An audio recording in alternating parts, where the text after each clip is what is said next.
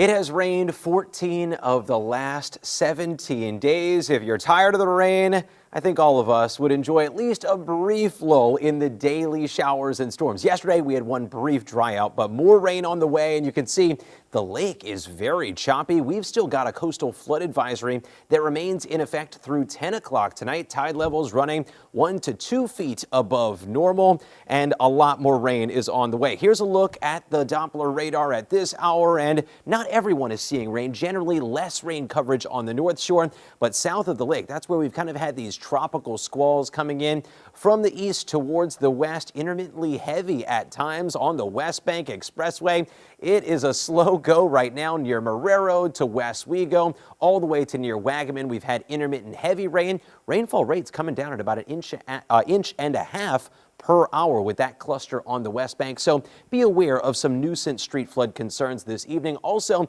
heavy rain now moving into Golden Meadow. Lafitte, you've seen some passing showers. This tropical moisture surge is going to continue to move our way, and actually increasing rain coverage is likely on both the North Shore and the South Shore as we go into the day tomorrow. So brand new from the Weather Prediction Center, basically all of southeast Louisiana and southern Mississippi has seen an upgrade to a level 2 out of 4 for excessive rain and flash flooding on Saturday. Sunday, a lower risk, and I think Sunday will be more scattered in the rainfall department. Here's the breakdown hour by hour through the rest of this evening. Intermittent showers, localized heavy downpours mainly on the South Shore. Tomorrow morning, rain may start early, temperatures in the low 80s, but notice these banding features. That's what I'm going to be watching tomorrow, is whether or not we see some storms that are very slow moving and train over the same areas for several hours at a time. This particular forecast model shows that from basically the river parishes, parts of the metro into the North Shore for much of Saturday afternoon. If that plays out,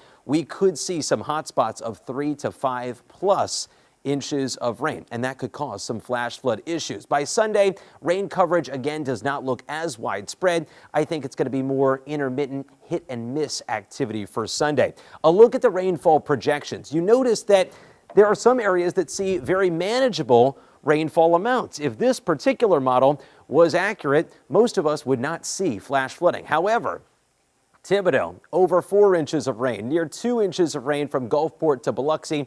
There will be some hot spots to watch out for. Now, as we turn the page towards early next week, high pressure is going to begin to build in.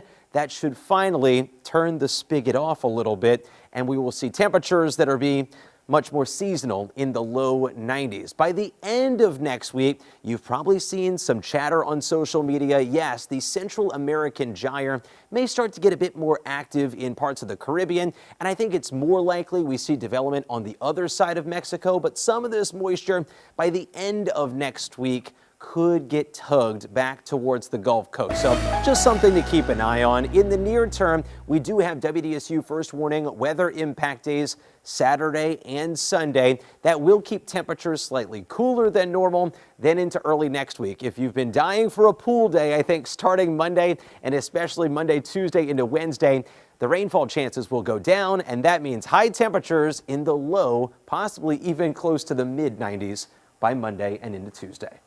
All right, Scott, in this